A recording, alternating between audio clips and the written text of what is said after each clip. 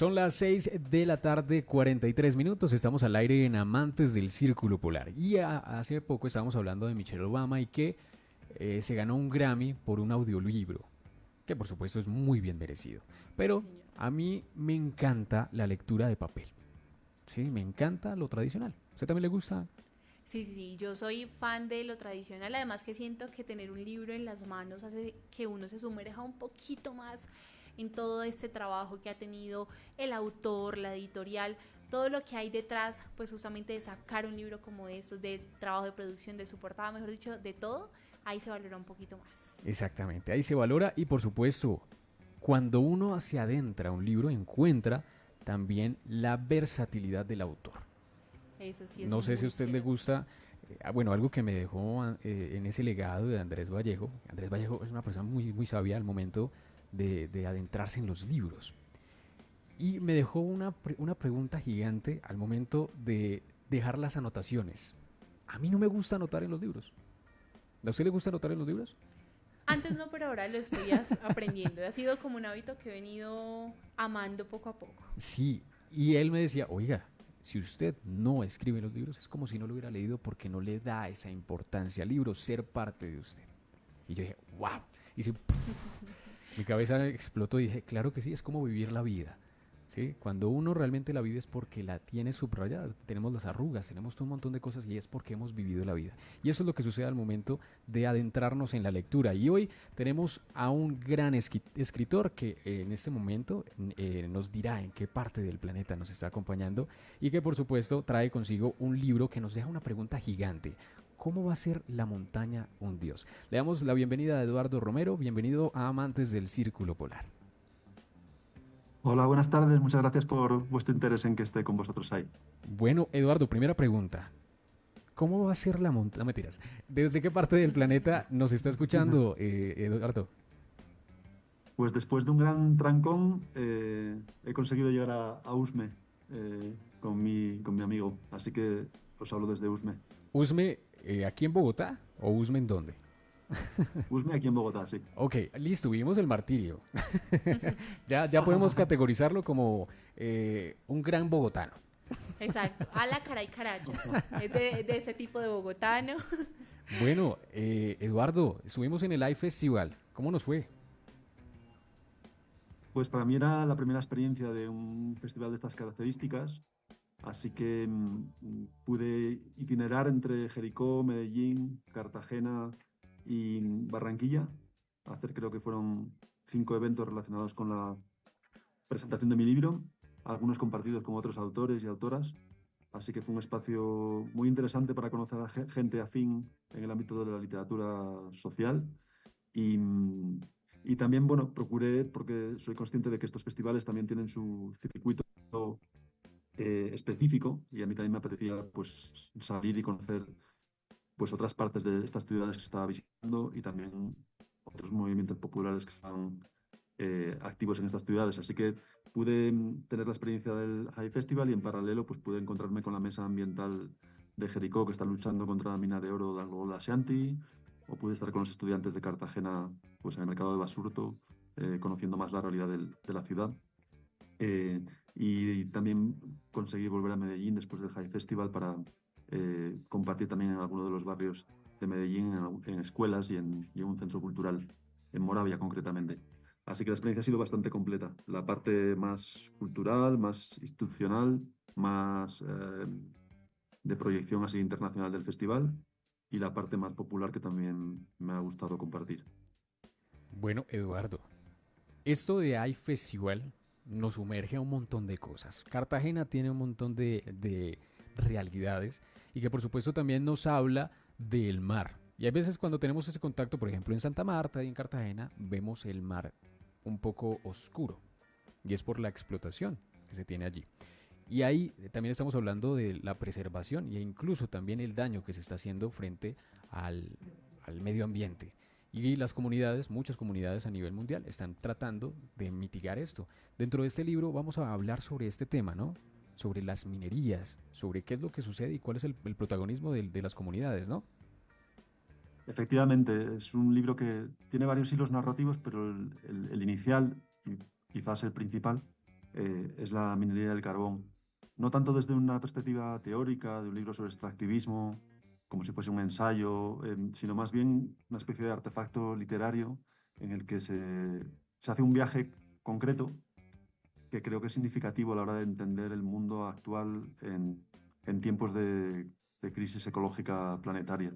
Ese viaje es un viaje entre mi tierra, Asturias, en el norte de España, y Colombia. Y lo que trata de hacer es una especie de juego de espejos en el que se comprueba que la minería del carbón en Asturias, una ciudad que ha sido la principal durante muchas décadas del siglo XX, pues ha desaparecido, las minas han cerrado, entre otras razones por esto de la transición verde que se nombra actualmente, ¿no? Sin embargo, se da una gran paradoja, que es que por el puerto asturiano de Gijón entran barcos con 170.000 toneladas de carbón en sus tripas, y esos barcos, su origen es Puerto Bolívar en La Guajira, Puerto Drummond al sur de Santa Marta, como bien decías, eh, y vienen de la mina, ese carbón viene de la mina Cerrejón y de la mina Drummond en La Guajira y en el Cesar. Entonces, lo que trato de narrar a través de una sucesión de escenas que se van entrelazando es esta gran paradoja de que parece que Europa habla de la transición verde, pero que luego los barcos repletos de carbón de minas tan distópicas como Cerrejón, que es más grande que la ciudad de Madrid, pues siguen teniendo impactos terribles en otros territorios del planeta. Eh, y ese carbón llega a Asturias no solo para quemarlo en las industrias térmicas o siderúrgicas, que por otro lado también están en trance de desaparición, sino también para reexportarlo a otros lugares. Y esos otros lugares pues, pueden ser Marruecos, puede ser Turquía, que me parece que es el principal importador de carbón colombiano, puede ser Vietnam. Y todos estos movimientos del carbón de alguna manera nos muestran lo que Andreas Malm llama las nuevas geografías de la economía fósil. Es decir, que la economía fosilista no desaparece, sino que se relocaliza. El año pasado estuvimos debatiendo sobre la transición energética y eso fue un elemento que le puso la soga al cuello a muchos y también se puso a debatir sobre si es necesario o no. De hecho, en su momento en Dubái, uno de los grandes exponentes dijo, oiga, ya no tendríamos que hablar de esto, no es momento de hacerlo. Y desde otro punto de vista dijeron, es muy necesario y no es hoy, tenemos que hablarlo hace 10 años, 20 años. Entonces empieza esa paradoja de dónde está el dinero y quiénes son los grandes que están impulsando esto. Pero vamos a seguir con el libro, Eduardo. Y Eduardo, ¿será que usted me puede hacer un favor? ¿Podría bajar un poquito la cámara? Que por ahí en redes sociales nos están diciendo que exactamente, muchas gracias. Ahí estamos, muy bien. Y bueno, entonces eso es espectacular. Y esa pregunta, la pregunta del libro es espectacular, me parece muy acertada, ¿no? ¿Cómo va a ser la montaña un dios? Angie. Eduardo, ¿cómo está? Para nosotros es un placer tenerlo, además de todo este recorrido que usted ha venido haciendo, toda esta trayectoria. Y quiero decirle que para mí el tema de la minería ilegal es un tema muy preocupante. Me acuerdo mucho que hablando con las autoridades, por ejemplo, de carabineros, que son en gran parte los que se encargan de la minería ilegal en Colombia, hablaban de este cáncer, así lo nombraban ellos, el cáncer de la tierra. Pero hay diferentes entonces tipos de minería. Yo quisiera que usted nos explicara un poco cómo funciona todo el tema de lo que podemos llamar austariano. ¿Sí? ¿Estoy bien en el término?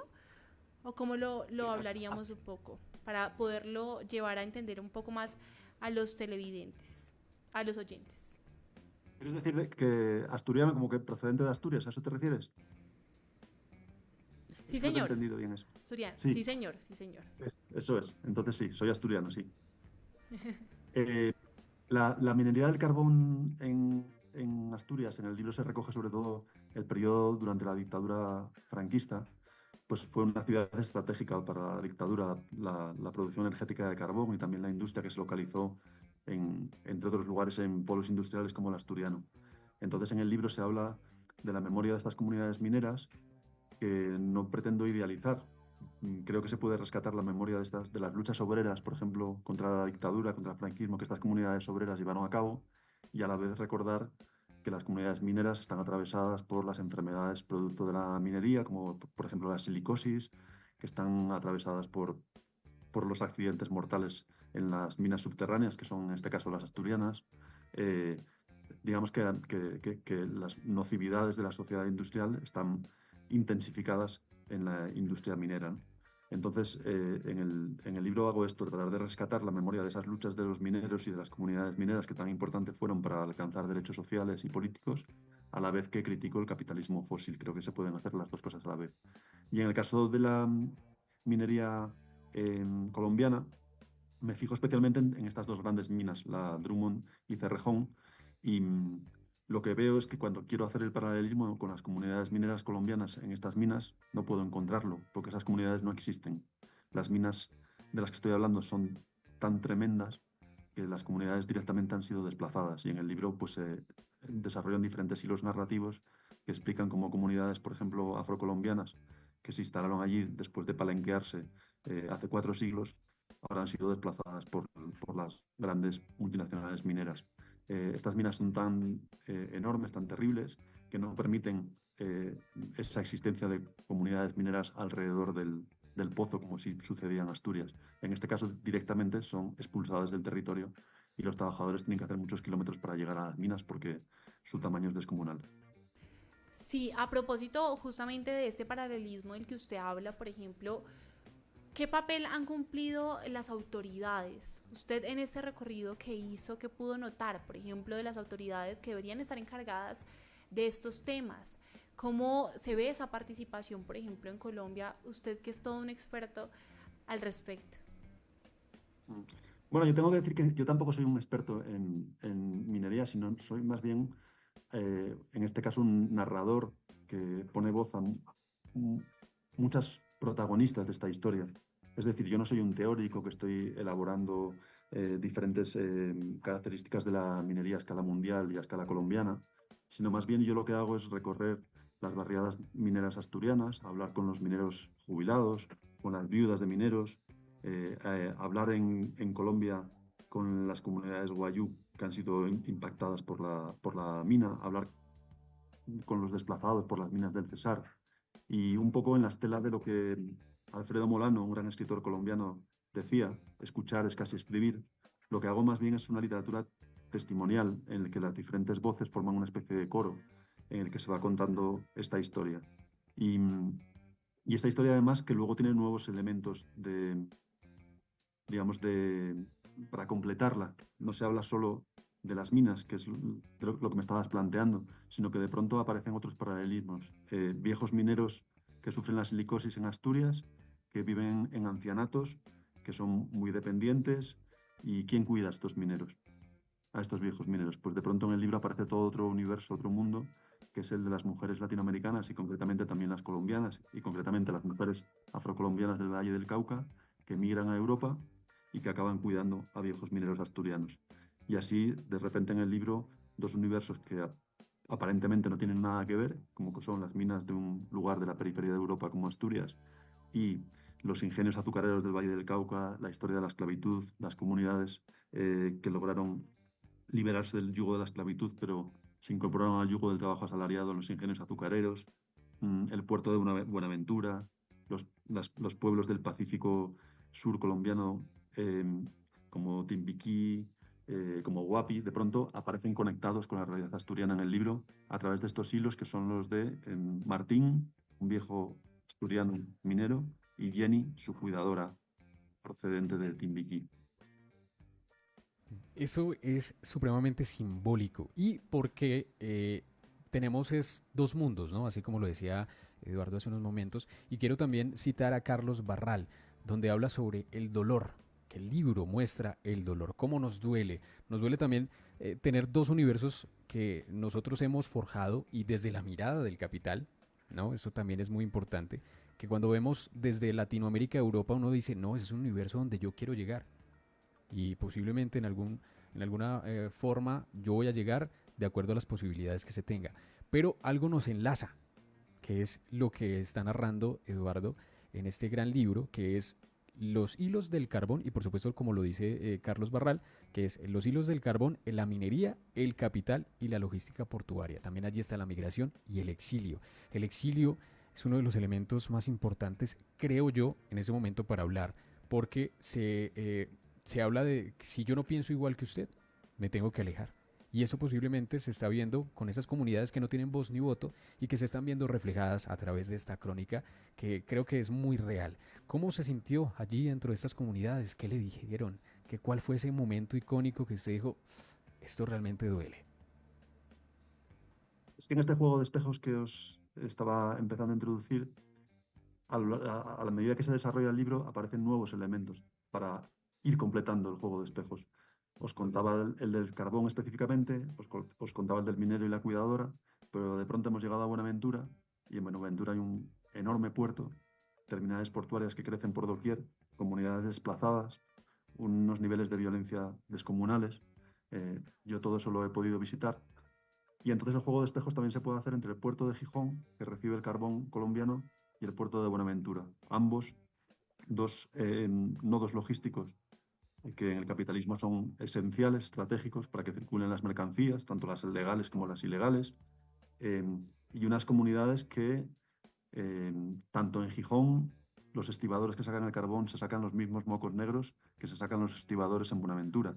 Las comunidades, las comunas de Buenaventura contaminadas por el puerto, se puede hacer un paralelismo con los barrios de la zona oeste de Gijón que también son contaminados por el puerto. Pero, evidentemente, la modulación de las violencias es muy diferente en un puerto asturiano de Europa que en el puerto de Buenaventura. Y entonces ahí también aparecen las convergencias, pero también las divergencias. Gente que es desplazada, gente que es asesinada y troceada en las casas de pique en Buenaventura, gente que ha tenido que salir por miles y por decenas de miles de la ciudad escapando de la violencia, ¿no?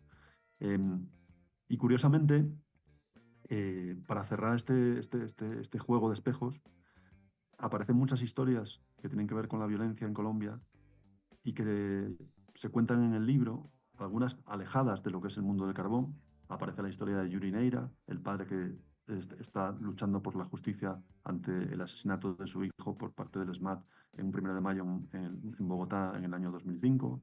Aparece la historia de jóvenes relacionados a punto de ser víctima de los falsos positivos. Aparecen muchas otras historias que te preguntas, bueno, pero ¿esto qué tiene que ver con Asturias y Colombia? Pues sí que tiene que ver porque son testimonios que están contando colombianos y colombianas que están en el exilio, que se han ido escapando de la violencia y algunos viven en la zona oeste de Gijón y de pronto se asoman a la ventana y en el puerto ven como el carbón colombiano les persigue hasta allá porque está descargándose ahí al lado de su casa donde se han ido al exilio. Eh, y algunos de ellos precisamente se han ido al exilio en relación con toda la violencia alrededor de las multinacionales mineras del carbón. No, y esa realidad que nos muestra Eduardo es muy dolorosa y lo que también me pone a pensar mucho es que hay más realidades, ¿no? Está la persona que hizo parte del proceso de la minería y está la otra parte donde no quería ser parte, ¿sí? Por procesos mineros tuvo que sufrir todo este daño que no solamente dañó su ecosistema, sino también su salud. Y está al otro lado que tiene que huir y está al otro lado que le va a seguir toda la vida porque ya hizo parte de ese proceso y ahora tiene que vivir con esos gajes, ¿no? Podríamos decir, o la salud que ya está muy deteriorada. Eduardo, gracias por acompañarnos en Amantes del Círculo Polar. Ese libro es sensación y ya está aquí, ¿no? Ya está acá en Bogotá. Entonces estaremos aquí muy pendientes de su obra y por supuesto de esa participación. Queremos escuchar más del autor. Pues muchas gracias también por la entrevista. Sí que quería deciros que mañana estaré en la biblioteca La Marichuela en Usme a las 2 de la tarde y que también en Bogotá el sábado de la semana que viene a las 6 de la tarde estaré en el espacio Poemapa y en la carrera séptima, creo que también a las 6 de la tarde, el sábado 17 de febrero. Y quería también terminar, no sé si tengo tiempo. Sí, claro que sí, claro que sí. Sí, no, me parecía que muy importante nombraros o hacer una alusión al título que habéis nombrado antes, cómo va a ser la montaña un dios, y que en realidad lo que hace es contraponer en el libro pues una lógica industrial, capitalista, que considera la montaña pues un objeto, que considera la naturaleza como algo exterior a los seres humanos, algo que se puede simplemente explotar y el pensamiento de comunidades indígenas, comunidades campesinas, que sin embargo consideran que la montaña es un dios o que el río es un dios. Y este tipo de pensamientos se han considerado siempre como una especie de atraso, como una especie de, bueno, religiones del pasado. Y sin embargo, en medio de la crisis ecológica rampante, lo que vemos es que este tipo de planteamientos en realidad lo que hacen es poner límites a la explotación de los ecosistemas. Cuando dicen la montaña es un dios, lo que están diciendo es no destruyamos la montaña, no contaminemos el río, porque la vida de las comunidades y la vida de las generaciones futuras depende de preservarlos. Y de pronto este tipo de planteamientos que han sido desechados y marginados son los más lúcidos a la hora de encarar una crisis ecológica planetaria como la que estamos abordando. Muy interesante y además porque nos pone una realidad impresionante que es también entendernos con nuestras raíces. Nosotros como latinos estamos muy atados a la concepción de lo indígena y a veces como que queremos es negarlo, ¿no? Y ahora atarnos con lo que es el sol, lo que es el agua, lo que es la naturaleza también debe ser muy primordial, ¿no? También para esa concepción de vida y concepción de lo social. Entonces, Eduardo, antes de irnos, ya para cerrar, ¿cómo podemos encontrarlo en redes sociales y cómo podemos acceder al libro? Pues el libro la verdad es que por ahora solo tiene una edición española. Me encantaría que en algún momento pudiese salir una edición colombiana para también cerrar este círculo. Entonces por ahora hay algunos ejemplares que mueve la distribuidora Ícaro en Medellín, que los recibe desde España y que los distribuye pues, a diferentes librerías, ¿no? Pues sé que la librería Lerner, la librería Nacional, sé que tienen libros. Y también en los lugares en los que yo voy a ir presentando el libro, como por ejemplo la librería Oromo en Cali, o el espacio este Poemapa que os he nombrado en la séptima, pues esos días en las presentaciones también habrá ejemplares del libro. Mm, yo estoy también tratando de promover que en la medida de lo posible llegue a las bibliotecas para que también esté disponible sin necesidad de comprarlo. Y ya digo que también en el futuro espero eh, pues conseguir que salga una edición colombiana quizás a un coste más popular, porque al venir los libros de España, pues siempre es difícil que puedan salir a un precio más barato, ¿no? Pero yo, digamos que para mí es también una cuestión de importancia que el libro pueda ser leído en contextos populares y no solo por las élites. Exactamente, Eduardo. ¿Y las redes sociales? Pues mira, yo no tengo redes sociales, siempre he puesto un poco de Ujú. barrera en ese sentido, Ok. aunque la editorial que me publica, que se llama Pepitas de Calabaza, sí que las tiene, les podéis encontrar fácilmente si buscáis este nombre. Y ahí sale una página web con información sobre todos sus libros y también sobre el mío. Y en ella además salen pues, varias entrevistas de televisión, radio, reseñas del libro, algunas páginas. eh, y bueno, podéis bucear por las redes, que es un mundo más bien desconocido para mí. Bueno, eso también es muy importante. ¿Y sabe por qué, Eduardo? Imagínese que hay una tendencia a nivel global que lo está cogiendo las nuevas generaciones, ¿no? Es decir, los jóvenes, como para no sentirme un poquito tan... Lo que están haciendo es llevar los smartphones, los que nosotros tenemos en este momento, ¿sí? Los smartphones, ya no Mm. están siendo parte de sus vidas. Entonces lo que quieren es comprar un celular que solamente reciba llamadas para no estar con el estrés de tener redes sociales a la mano y estar ahí metidos y metidos y metidos en ese scroll, ¿no? Entonces nos unimos, ¿no? Mm. Sí, hay un amigo filósofo muy amigo, Santiago Albarrico, que escribió un libro que os recomiendo también que se llama Leer con niños, que no es un libro para niños, sino es un libro para personas adultas que leen con niños. Y él habla en ese libro del tiempo del gag televisivo, que digamos que es el tiempo capitalista, el tiempo de la repetición de las imágenes, de la velocidad, etcétera, y el tiempo de la narración. Y el tiempo de la narración, que es un tiempo que está un poco en peligro de extinción, en la medida en que no encontramos espacios más tranquilos donde, por ejemplo, llevar a cabo cosas que yo siempre reivindico en las presentaciones de los libros, que es la lectura en voz alta, la lectura en colectivo. Y la lectura en colectivo, la lectura de un libro, pues es un ritmo mental también, y si es colectivo, pues con más razón todavía, es un ritmo absolutamente opuesto al ritmo pues, de todos los aparatejos tecnológicos que tenemos en nuestras manos todo el rato y que nos marcan un ritmo que es el ritmo antinarrativo. Ahí está. Es lo mejor que puede haber ejemplificado el maestro Eduardo Romero. Gracias por acompañarnos en Amantes del Círculo Polar. Muchas Gracias, gracias, qué hasta pronto. placer. Bueno, aquí nos está acompañando el maestro Eduardo Romero, que nos deja una gran pregunta, una pregunta que es bastante compleja, ¿sí? Y además porque ya nos dio esa apertura, nos dijo, aquí está este libro, léanlo. Y claro que sí, lo vamos a leer. 7 de la noche, 8 minutos. Estamos al aire en Amantes del Círculo Polar.